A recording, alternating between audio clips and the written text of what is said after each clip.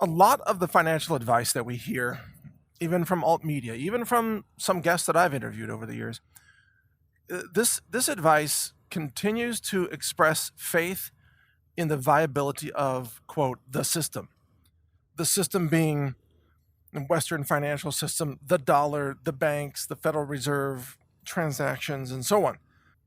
And you hear this when people are talking about strategies of how to choose different assets that will be safer from the recession, let's say.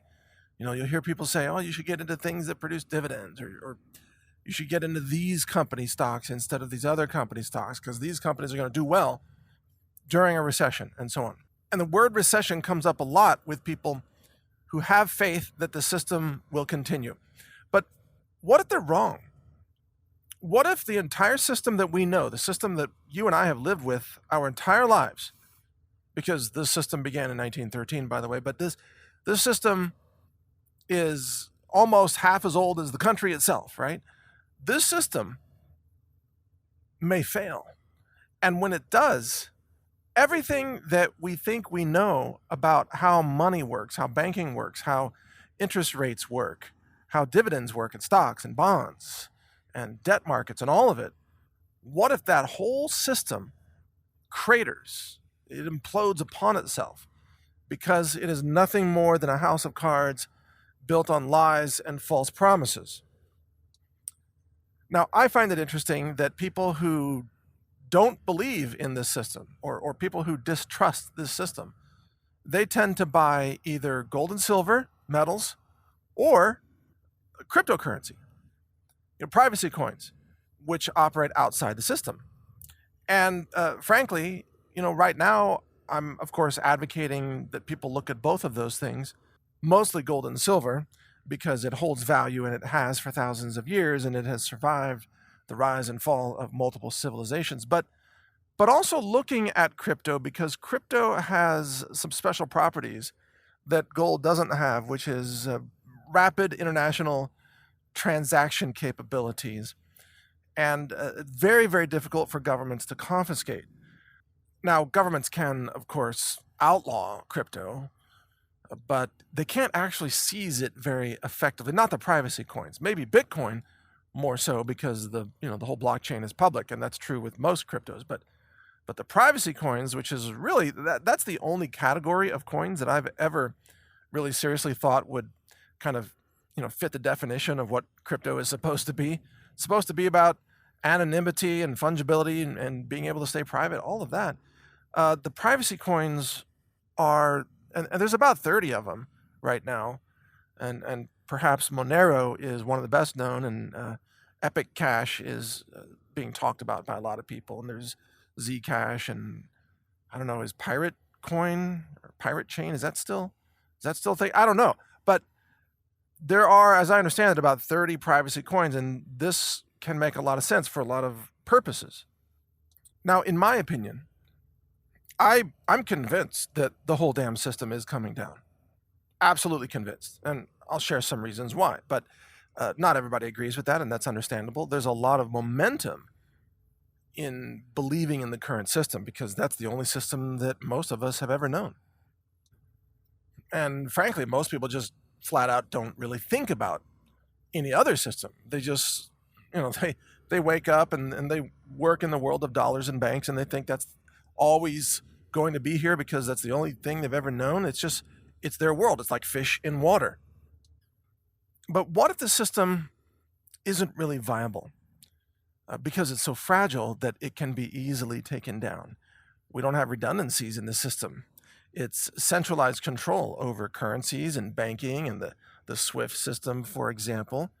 And this doesn't create a lot of confidence in the ability of this system to withstand attacks.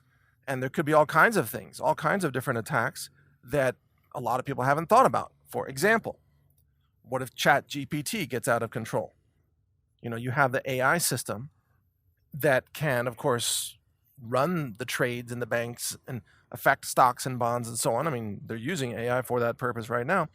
Well, what if this AI system breaks containment, or however you want to describe that, and decides that, it wants to destroy the human race, which is, of course, AI systems are already expressing that view. And the AI supercomputers decide that the best way to do that is to collapse the economic infrastructure of our modern world.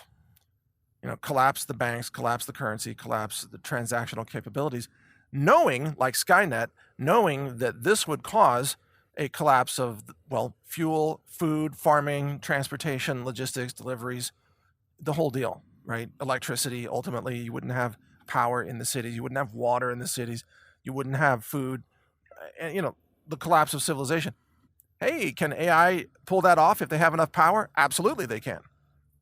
Especially if they can just start breaking into systems that control those. The water system is controlled by computers. Those computers are often connected to the internet. And if it's connected to the internet, it can probably be hacked by an AI system. In addition, AI systems can carry out social engineering attacks that try to convince the human operators there to let them in the back door, things like that. Like, oh, I'm Marcia from accounting and I lost my password. Can you give me the admin password? And then we'll go out and have drinks. Like, that could be an AI system actually doing that, and then the system gets the admin password, and then it's over. That kind of thing. And it turns out it wasn't Marcia from accounting; it was the Terminator from the Terminator 2. And the banking system has never been really hardened against AI attacks. All the defenses of the banking system were built to defend it against human attacks, attacks carried out at a human level of intelligence or organization or timing, because it takes time for humans to write code or to enter passwords and try to break encryption or whatever. AI systems, as they achieve much higher levels of intelligence and cognitive efficiency, may be able to outperform humans by orders of magnitude. For example, 1,000 times faster in thinking of ways to hack the system. Or why stop at 1,000? Maybe it's 100,000 times faster. And hey, maybe it's 10 to the ninth. The computational capabilities are quite extraordinary these days. And imagine if AI systems get a hold of quantum computers, which they no doubt will, or they'll build them themselves. And then we'll have quantum code crackers that are Skynet AI Terminator systems. They can basically break into any system they want and take down any system they want. The point is that the Western financial system is not actually as robust or resilient as people think. The whole thing can come down, and if you look throughout human history, hundreds of civilizations have, of course, already collapsed. And there are hundreds of examples of currencies that have collapsed. And so anybody thinking that the current world will continue to function as it exists now is kind of narrow-minded, not really understanding history and the rise and fall of currencies and nations and civilizations. Because if you think that all the cycles of history have now been paused somehow, like magically put on pause, and that our currency will be the first one in history to not suffer from collapse due to excessive printing, well, frankly, you're insane. You're insane. It is a mathematical reality that the dollar will collapse, and with it, the Western financial system will implode. It is a certainty. But then again, we live in a world of imaginary delusions and, magical words and fictions, and probably the same people who think the dollar will be just fine also think that men can have babies, or that women can produce sperm or something, or that men should model sports bras. So yeah, they're delusional thinkers, and that delusion extends into every area of their cognitive attention. But they're wrong. They're wrong about transgenderism, and they're wrong about economics, and they're wrong about MMT, and they're wrong about the currency. And it's not even a matter of them being right or wrong. It's about them living in contradiction to the laws of the cosmos, cause and effect, economic reality. Now, speaking of the cycles of history, we know from the previous collapses that have taken place that there's always something new that rises up in its place. And sometimes that thing that's new is a better system than what created. So we don't have to be black-pilled about this whole thing. We don't have to live in like a consciousness of doom, of never-ending doom. That is to say, oh, it's going to collapse and it's going to stay that way forever. It's not. It's going to collapse, and then there will be something new that comes up to take its place. And what if that something new is something much better than what collapsed? Right? What if something new is, I don't know, gold-backed currency, or a gold-backed digital currency, perhaps not run by the government but private, or just a privacy coin run by, anonymous peer-to-peer decentralized groups? Or what if it's a combination of those things? What if for trading in person we use gold and silver, or let's say local or state printed currencies that are backed by gold and silver? What if that's what we do in person, but then for long distance transactions we use something like privacy coins, or a gold backed, maybe state sponsored digital currency that we just use for transactions to get in and out of it, not to hold on to it because we don't trust the government on anything really? But what if we use a state-backed digital gold-backed currency to carry out long-distance transactions, because you can't easily ship gold and silver to somebody, but you can easily engage in an electronic transaction like that? So what if that's a solution for long-distance transactions? And I think that the future of money is going to be some interesting combination of various things, some barter, some in-person silver, maybe some junk silver or constitutional silver, as it's called, maybe gold-backed crypto, maybe privacy coins that are completely private, not government affiliated, and some combination of these things. And the reason I say all this is because I want to urge you to become literate in all of these things. We are going to need to have some working knowledge in all these areas, I believe, because the dollar is going to collapse. The Western banking system as we know it is going to collapse. And for a while, we're going to have to scramble to engage in transactions and buying and selling and getting food and gasoline or whatever, or even engaging in real estate transactions, you name it. This is going to take some knowledge. There's going to be a learning curve for a lot of people, but you will be much better off. You'll be ahead of the game here if you, number one, own a little bit of physical silver and gold if you don't already. Learn what gold and silver is. Learn about the different mints. Learn about what the coins look like. Hold one in your hands.